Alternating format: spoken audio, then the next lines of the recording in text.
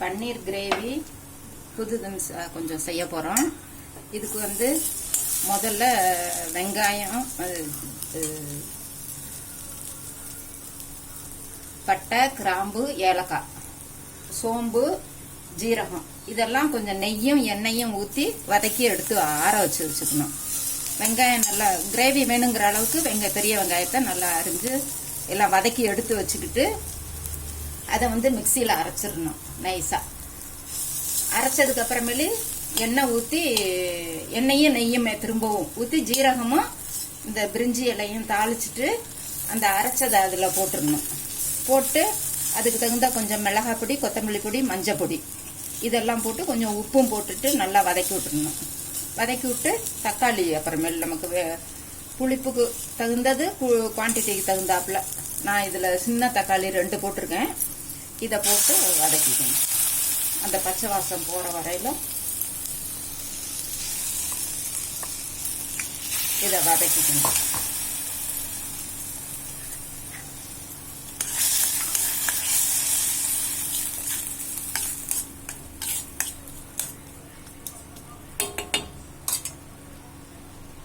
நல்லா வதக்கிடணும்.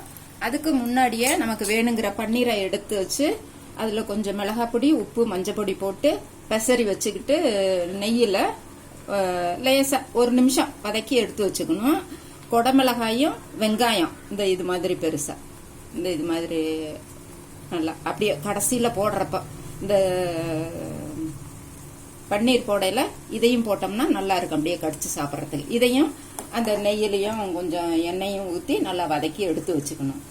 இப்போ இந்த பச்சை வாசம் போகிற வரையிலும் நல்லா வதக்கிட்டு நமக்கு வேணுங்கிற அளவு தண்ணியை ஊற்றி கொதிக்க வச்சிடணும். கொதிக்க வச்சதுக்கு அப்புறமேல இறக்கறதுக்கும் ஒரு 2 நிமிஷத்துக்கு முன்னாடி இதை போட்டுடணும். போட்டு ஒரு 2 நிமிஷம் கொதிக்கி தண்ணியை ஊற்றணும். நிமிழ் தான் இது கொஞ்சம் வாசம் போகட்டும். இந்த வாசம் போயிடுச்சா? சரி, நமக்கு வேணுங்கிற தண்ணியை ஊற்றிடணும்.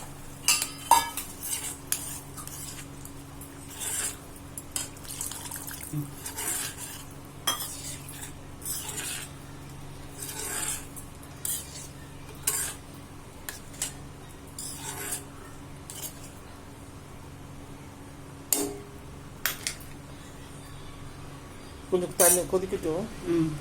அடுப்பு கொஞ்சம் சின்னதாக போயிடும். இன்னும் டஸ்ட் அடைச்சிருக்கு போல இருக்கு. இந்த ஸ்டவ்ல வைக்கட்டுமா? நல்லா காலையில நல்லா எரிஞ்சது. இப்ப இன்னும்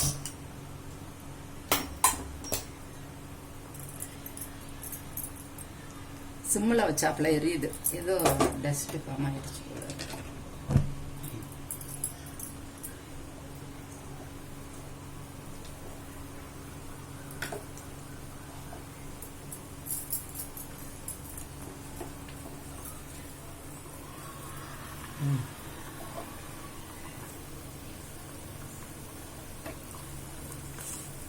சொல்லு. அது நல்லா எல்லாம் நல்லா கொதிச்சு வரணும். கொதிச்சு வந்ததுக்கு அப்புறம் இதை போட்டு 2 நிமிஷம் கஸ்தூரி மெத்தி போடணும். இந்த இதை போட்டுட்டு போட்டுக்கலாம். கடைசியில போட்டாதான் கொஞ்சம் நல்லா வாசம் இருக்கும். இப்ப பன்னீர், கொடமிளகாய் பச்சை மட்டும் போட்டாலும் போதும். 2 மிளகாயும் இருக்கிறதுனால நான் 2 கலரும் போட்டிருக்கேன். 3 கலரும் கூட போடணும்னா போட்டுக்கலாம். நம்ம டேஸ்ட் இருக்கும். போட்டோம்னா சாதத்துலேயும் போட்டு பிசைஞ்சு சாப்பிட்டாலும் நல்லா இருக்கும். இந்த சாதம் ஃப்ரைட் ரைஸ் மாதிரி எதுவும் செஞ்சோம்னாலும் அதுக்கும் தொட்டுக்கிட்டு சாப்பிட நல்லா இருக்கும். சப்பாத்திக்கு சாப்பிட நல்லா இருக்கும் தொட்டுக்கிட்டு சாப்பிட்றதுக்கு. இதில் கஸ்தூரி மெத்தியை நல்லா அப்படியே கையில் தேய்ச்சி 2 கையிலையும் தேய்ச்சிட்டேன் நான். தேய்ச்சிட்டு இதை போட்டு இறக்கறதுக்கு கொஞ்சம் முன்னாடி க்ரீம் போட்டு இறக்கிடணும்.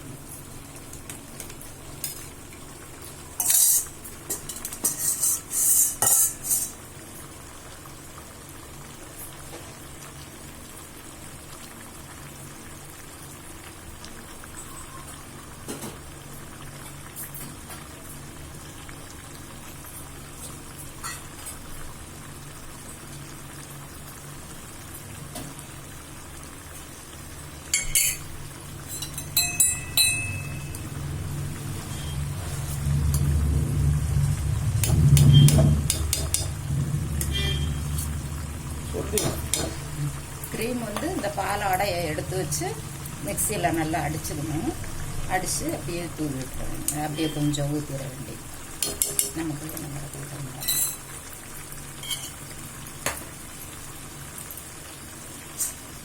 ஹெல்த்தியானதும் வேறு, டேஸ்டானதும்.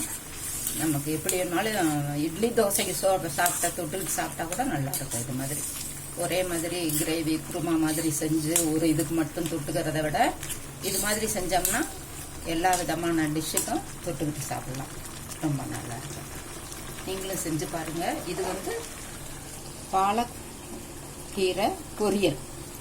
பாலக்கீரையை கழுவிட்டு நல்லா பொடி 2 தடவை நல்லா கழுவிக்கணும். கழுவிட்டு நல்லா பொடி பொடியாக அரிஞ்சு எடுத்து வச்சுக்கிட்டு வானலியில் எண்ணெய் ஊற்றி கடுகு, உளுந்தம்பருப்பு, கடலைப்பருப்பு, உளுந்தம்பருப்பு, வரமிளகா இல்லைன்னா பச்சை மிளகா, நான் பச்சை மிளகா போட்டிருக்கேன். போட்டு வெங்காயமும் கொஞ்சம் நல்லா நிறையா பெரிய வெங்காயமாக நல்லா பார்த்து ஒன்று போட்டு நல்லா வதக்கிடணும். வதக்கினதுக்கப்புறம் கீரையை எடுத்து அதில் போட்டு ஒரு பரட்டிட்டு கொஞ்சம் தண்ணி ஊற்றிடணும். இந்த கீரை நல்லா வேகணும். கொஞ்சம் ஒரு கொதி வந்ததுக்கு அப்புறமேலும் உப்பு போடணும். உப்பு போட்டு திறந்தே வேக வச்சுட்டு தேங்காய் பூ நல்லா கீரையில் பாதி அளவுக்கு தேங்காய் பூ போட்டோம்னா ரொம்ப டேஸ்ட்டாக இருக்கும். இதுவும் சாதத்துக்கு எல்லா சாதத்துக்கும் தொட்டுக்கிட்டு சாப்பிட நல்லாயிருக்கும். பாலக்கீரை பொரியல். இது ஒரே மாதிரி செய்கிறதுக்கு இன்றைக்கி சேஞ்சாக செஞ்சுருக்குறோம். உங்களுக்கும் பிடிச்சிருக்குன்னு நினைக்கிறேன். நீங்களும் செஞ்சு பார்த்துட்டு ஃபீட்பேக் சொல்லுங்கள். இந்த 2 நிமிஷம் ஆயிடுச்சு. இதை ஆஃப் பண்ணிவிட்டா சரியாக இருக்கும். அதுக்கப்புறம் பன்னீர் தான் கெட்டிமாயிடுன்னு உங்களுக்கே தெரியும் ரொம்ப நேரம் கொதிக்க வச்சா. இது மிளகாய் பொடி, உப்பு எல்லாம் போட்டு கொஞ்சம் நேரம் ஊற வச்சு நெய்யில் வதத்திக்கு போட்டதுனால சாப்பிட்றதுக்கும் ரொம்ப நல்லாயிருக்கும். நீங்களும் செஞ்சு பார்த்துட்டு ஃபீட்பேக் சொல்லுங்கள். நலம் தானா சேனலுக்கு சப்ஸ்கிரைப் பண்ணுங்கள், பெல் பட்டனை ப்ரெஸ் பண்ணுங்கள். வேறு ஒரு வீடியோவில் பார்க்கலாம். தேங்க்யூ.